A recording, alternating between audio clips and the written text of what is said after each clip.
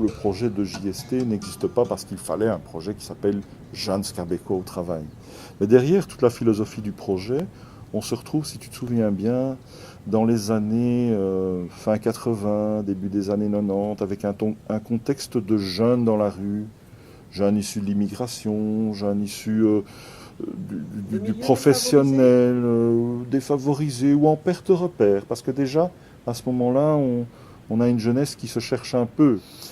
Alors tu as quelques échevins de Scarbeck qui décident de monter un projet qui est lié à l'époque à la mission locale de Scarbeck. On accueille des jeunes qui, moyennant une formation dispensée par le centre de formation JST, acquièrent des compétences, viennent en appui sur des projets régionaux d'amélioration urbanistique de quartier et, in fine, obtiennent une sorte de qualification dans des métiers techniques utiles à la ville, en somme. Le principe de base est toujours à peu près le même, c'est-à-dire qu'on va d'abord poser sur l'étanchéité de la toiture ce qu'on appelle une membrane anti-racine pour protéger justement cette étanchéité contre les attaques de racines liées à des petits arbres qui viendraient se semer naturellement. Et qui pourraient abîmer la toiture. Qui pourraient abîmer la toiture, oui. Et donc cette membrane anti-racine est très importante. Au-dessus de ça, on vient y ajouter alors tout ce qui est système de drainage pour récupérer toutes ces eaux et pouvoir évacuer tout ça parce que de l'eau, c'est du poids. Et le poids est très important sur une toiture. Il y a évidemment des opérations préalables, mais qui sont plutôt liées aux architectes dans ce qui est plus stabilité des bâtiments, etc., pour bien vérifier que le chantier est possible. On tourne entre 100 et 150 kg maximum du mètre carré, avec une épaisseur de substrat entre 5 et 10 cm, ce qui est quand même avantageux, mais en même temps, ce sont des conditions relativement difficiles pour les plantes. Donc c'est pour ça qu'on travaille principalement avec des plantes grasses type sédum, délosperma. On reçoit chaque mois un petit flyer où il était noté est-ce que vous voulez une toiture verte gratuite. Alors moi j'étais là, mais toiture verte gratuite, super, je vais pas pour une fois que je vais pas devoir le faire, super. Ils ont estimé que si tu verdissais tous les toits, tu réduisais de 10% le carbone.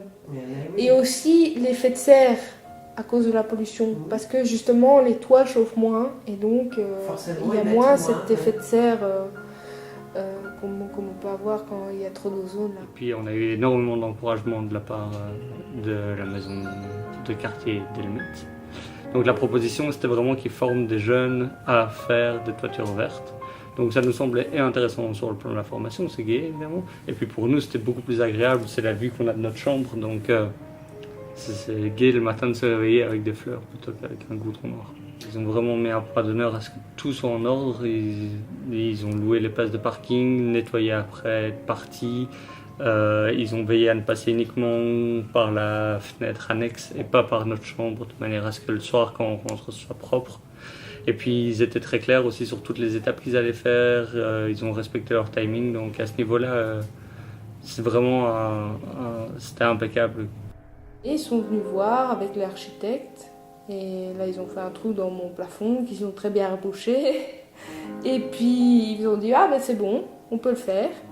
Et donc ils sont venus, je pense, 3 ou 4 mois après, et en 3 jours, même pas, c'était fait. On vérifie s'ils avancent bien dans leur programme d'acquisition de compétences, mais on vérifie aussi l'adéquation entre la raison qu'ils nous ont invoquée au départ de leur présence dans JST. La question est très facile, pourquoi venez-vous à JST ?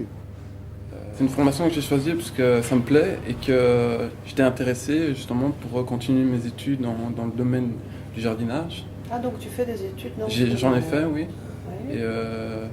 Et en même temps, vu que j'ai su qu'on allait faire un projet sur le poseur de toiture végétale, ça m'intéressait encore plus.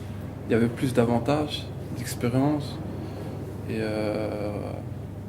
voilà, je sais pas. On vise l'autonomie de chaque personne. On vise à ce que chaque personne soit requalifiée d'une part. Ça, ça c'est le travail qu'on nous demande, mais aussi soit suffisamment motivée parce que ce qu'elle a envie de faire dans le cadre de son activité professionnelle correspond à ce qu'elle a appris chez nous, et dans le cadre, elle se sent revalorisée. J'ai pris mes avants pour trouver un travail, enfin pour trouver un stage, pour lui prouver en même temps aussi que moi je vais travailler, que j'ai envie de persévérer dans ce que je fais et que lui montrer que je suis quelqu'un qui avance, quoi. Après avoir fini ici, peut-être que je le ferai à ma Oui, parce faut que que là tu j'ai finisses. acquis quelque chose. Voilà, c'est ça.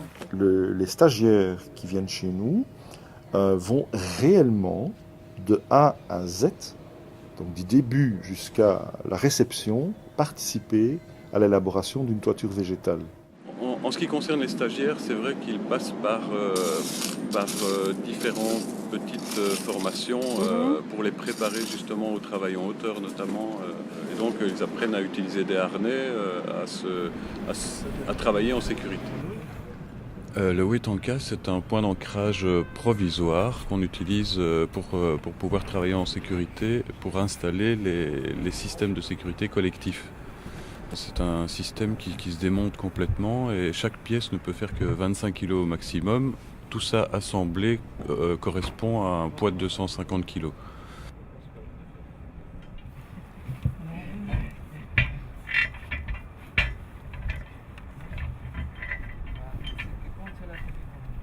On en utilise deux, on les relie entre eux par une ligne de vis, ça permet de sécuriser plus de monde. C'est notre Wetanka, une fois qu'il sera placé, on va mettre une ligne de vis dessus. Nos deux Wetanka, on va tendre une ligne de vis entre les deux. Et c'est sur base de ça alors qu'on pourra travailler en sécurité. Dès que tu te déplaces, tu tends ta main. Tu dois reculer, tu appuies. Alors là, on peut faire un plus que de mettre. Le plastique qu'on installe sur les murets, qu'on appelle acrotères, les petits murets de réhausse de la toiture, en réalité on a retiré les couvre-murs. Et donc c'est simplement un moyen de protéger le mur le temps de refaire une étanchéité. On va terminer cette zone-ci, ça va nous permettre de circuler plus facilement aussi. On ne sera plus dans les situations dangereuses où la membrane glisse quand on arrive le matin.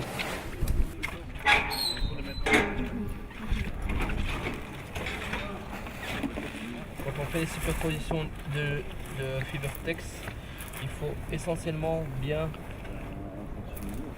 le maintenir et venir avec le truc en déramé au-dessus.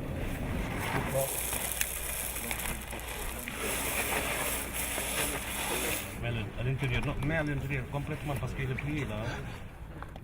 Ces plaques, c'est un G20 de chez Insulco, Isoline G20. C'est un système de drainage, mais avec rétention d'eau. Du Fibertex, c'est un géotextile qui permet justement que le substrat ne se mélange pas. Ok. Et donc que l'eau ici Soit presque protégée en fait.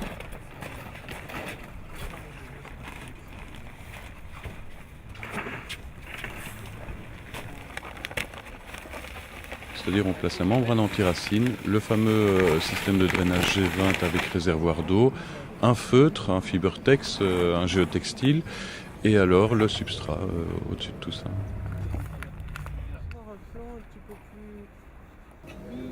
Et donc c'est pas uniquement venir poser tel gravier ou porter les sacs ou aider le formateur. Le formateur au début montre la technique et ce sont les stagiaires qui réalisent la toiture.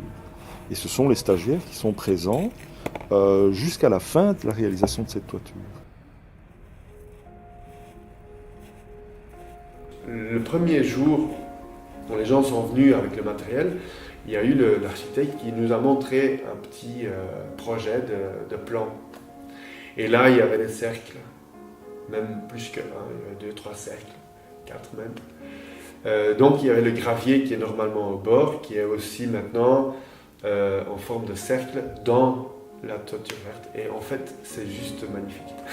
C'est très bien réussi et c'est parfait. Maintenant, on peut s'installer si on veut pour ce moment privilégié.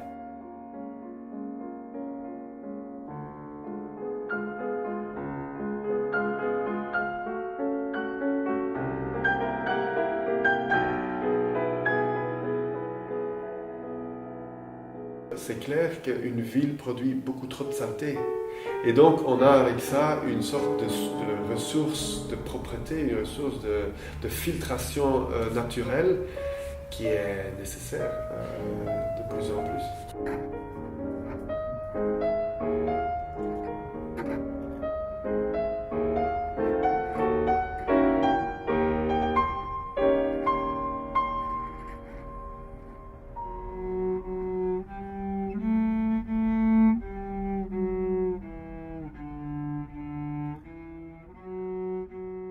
L'idée, c'est si on pourrait un jour mettre 2 transats pour regarder le coucher de soleil, si jamais on a le temps, si tout le monde est couché dans la maison, tranquille, on prend un dernier verre en voyant, en regardant le coucher de soleil. C'est une image que je voulais pas tout de suite tuer.